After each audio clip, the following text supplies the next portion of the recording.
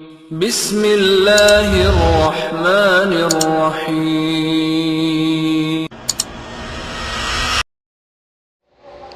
نبی علیہ السلام ایک مرتبہ مسجد نبوی میں داخل ہوئے۔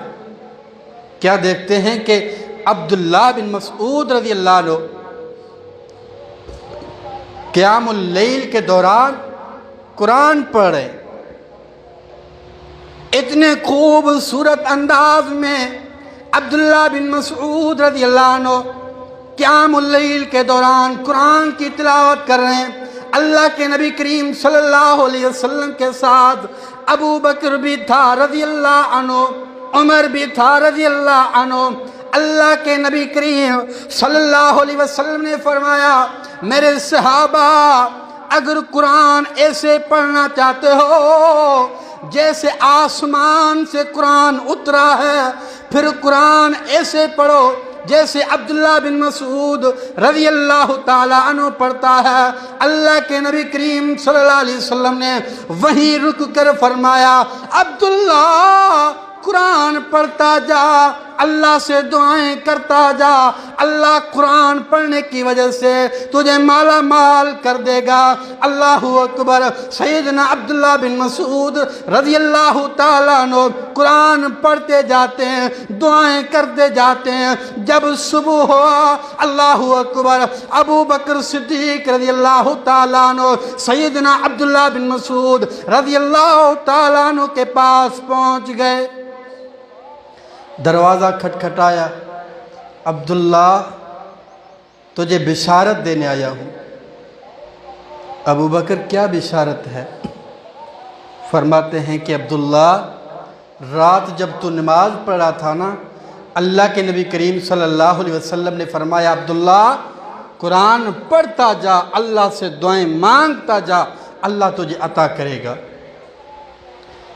سیدنا عبداللہ بن مسعود رضی اللہ عنہ فرماتے ہیں، ابو بکر میں تو دعائیں مانگ چکا ہوں۔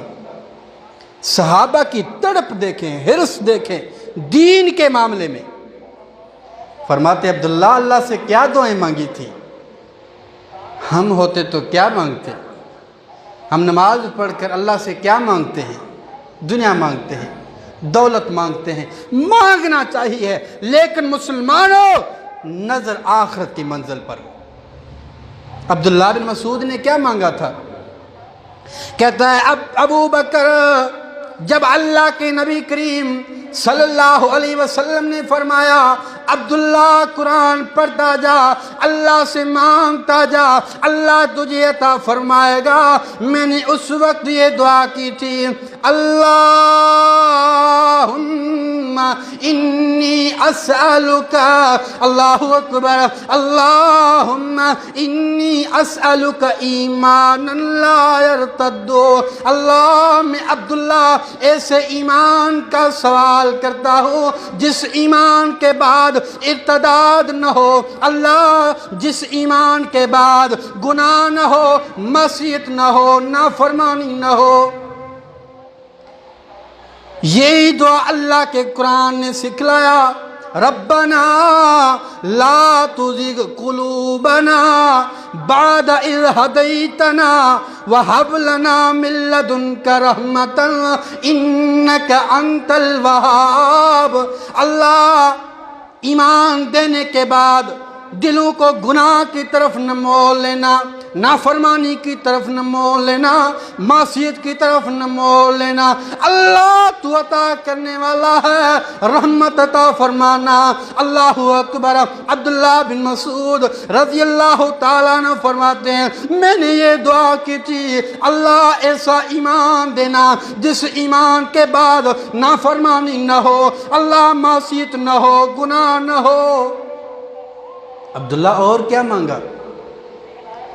میں نے مانگا وَنَعِيمًا لَا يَنْفَدُّ، اللہ ایسی نعمت عطا فرمانا جس نعمت کے بعد زوال نہ ہو۔